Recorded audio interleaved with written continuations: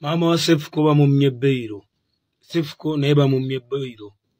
Bamugambye okuddayo nga 13 ku Monday. Naye omusajja oyo gwe mulaba waggulu bambi alwanye nnyo ebyaddala. Alwanye lwakubanga bw'omanyi ebyensi ne bikalubamu.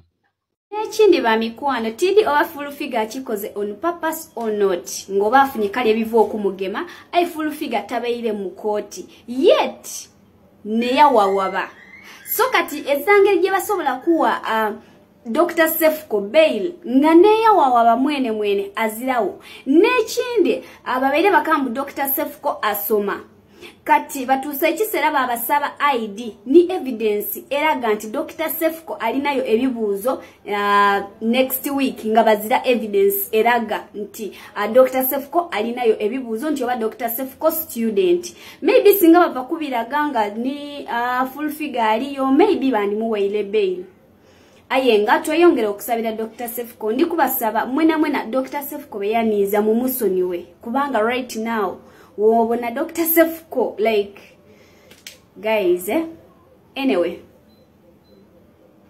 tumusabire